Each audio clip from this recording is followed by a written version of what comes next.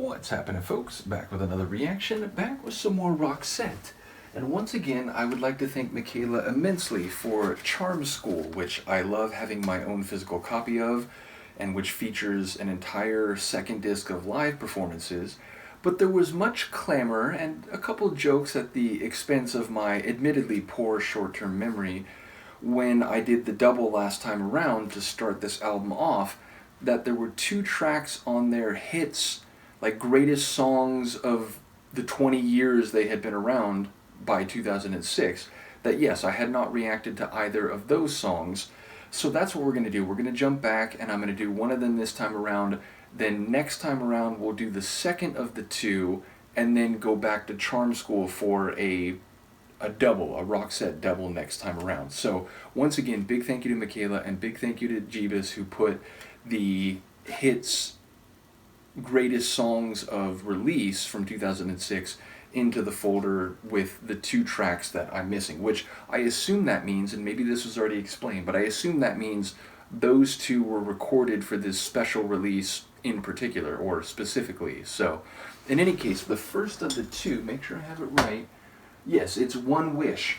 So it sounds like a singularity of desire, the idea of, well, if I could only have one wish, it would be this, which by extension, or not subconsciously, what's the word I'm looking for? By implication suggests that you might ask for other things, or you might desire or want other possibilities, but if you really had to narrow it down, if you could pick only one thing, if you had only one wish that might be granted, this is the one that you would choose. So yeah, it feels like it is perhaps an indication of importance or singularity of significance.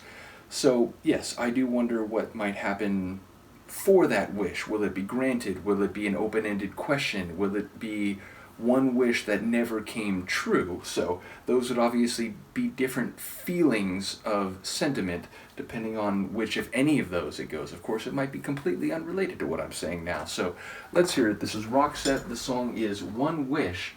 And it comes, oh, it says it right here in the metadata, recorded 2006. So yes, this was apparently one of 2 tracks along with Reveal, which it looks like One Wish is the first track on the release and Reveal was the 20th track on the release. So that does make sense. But yes, recorded specifically for this special hits collection to celebrate 20 years of Roxette in 2006. So here we go, Roxette, One Wish.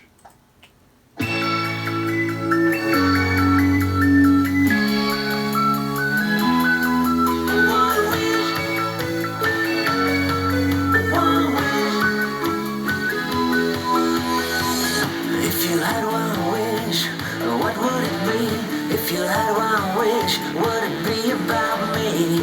Just one wish, could it be about me? You might make a wish for money or peace. You'd make a wish for cosmic relief. Shade by the trees, green summer leaves. Well, I was thinking that, hey, maybe one day I wish of you and me.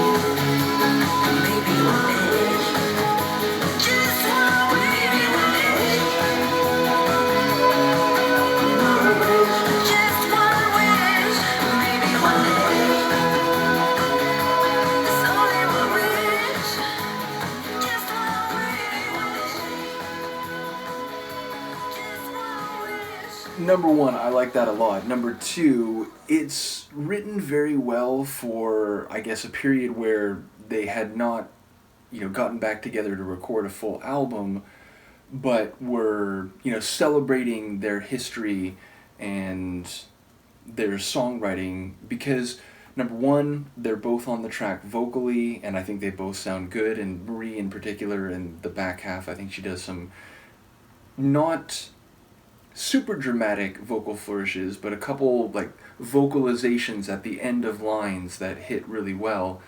And then secondarily, it's a song which sonically, it's got some growling guitars. They're not overbearing. They don't take over the track. But if you hear the guitars there, it is very energetic and full. And then, of course, you've got some electronic sounds, some keyboard lines, and a lot of energy. It is, like a quintessential synth-rock tune. Now, maybe it doesn't sound exactly like from something, like Pearls of Passion or something, from 20 years earlier, but I do think in its time, which, again, mid-2000s, it sounds very much like a quintessential synth-rock tune. So from the vocal performances with both of them on the track, from the guitars, the keyboards, it feels like it is exactly the kind of tune you would want them to write, again, during a celebration of their history as a duo at this point. So I am curious about, is it Reveal? I'm suddenly second-guessing myself. Is it Reveal? Yeah, Reveal. So I'm wondering if there's something similar happening. I wouldn't be surprised if they went to a different typical or classic style of Roxette song, meaning if it was like a heavier ballad type of tune or a song that had a slightly more acoustic feel or something like that. So we'll see when we get there, which again will be in 2 weeks, and not only will we do that one, we'll go back to Charm School, which in the moment, I don't remember what song it will be. She's got nothing on but the radio. I like that phrase. I like that phrase a lot. We'll talk about that when we come back for that. But yes, ultimately, I think this is a really fun song. I do like, especially, there was a very electronic synth riff. It felt very, like an homage or a throwback to the electronica sounds of the 80s. So yeah, I like that moment in particular. And then again, I think they both sounded good on vocals. They both sounded like you expect them to sound. So as for the One Wish, I like the Pear's verse where he's saying like, would it be about this? Would it be about peace or, some cosmic relief? I very much enjoyed that phrase. Or what was it, like summer leaves or something like that? So he's suggesting like you might wish for something big and grand, something that would affect all of humanity, or something seasonal, or something that would be very enjoyable for you personally, or would it be about me? And then Marie comes back and, she reads she gives those same lines, like, would it be about me? And then it seems like the essence of it is maybe someday in the future we'll make a wish on you and me. Like, we'll make that one wish, it'll be about us. So, again, I think you could take that in your own direction, meaning you could think of it in the context of a romantic relationship or a long-time friendship or something, but for Marie and Pear, it's hard not to think of it in the context of Roxette, especially, again, since they were in a sort of in-between phase. Like, they had kind of come to the end of things with Room Service, and then it's before they come back and do Charm School, so it feels like there's a bit of a meta-reality working in the lyrics, though, of course, I may be wrong about that. Either way, I really enjoyed this one. Let me know what you think, and as I said, I will see you next time around for not only another Yelena Teeter and Marie solo song, but Reveal, and then we will jump back for She's Got Nothing On But the Radio, which I really do enjoy. And I will see you for that. Peace.